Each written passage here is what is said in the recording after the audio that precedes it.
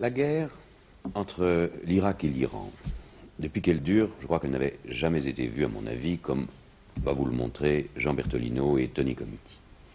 Du front aux hôpitaux, à bord des hélicoptères d'assaut, des Cobras, chasseurs de blindés, je crois qu'on comprendra mieux ce soir l'ampleur et l'importance de cette guerre, quoi qu'il en soit, des dernières nouvelles de l'encerclement d'Abadan, de la possibilité de libération des otages américains.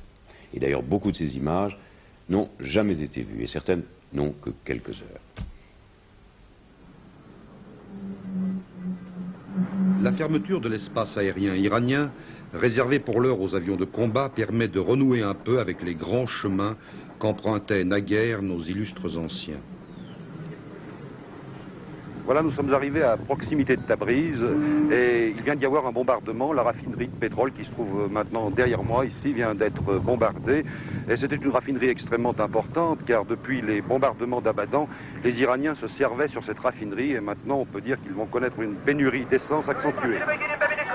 Filmé sans autorisation et ressenti par les soupçonneux et omniprésents gardiens de la Révolution comme un acte d'espionnage, nous voici arrêtés. Bilan 6 heures de discussion pour faire admettre notre innocence et recouvrer la liberté. Un jour plus tard, nous entrons à Téhéran, juste au moment d'une alerte. La ville est sous tension.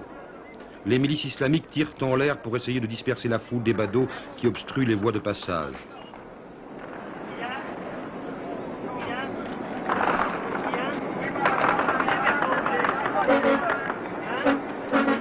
Au loin, un réservoir de kérosène flambe.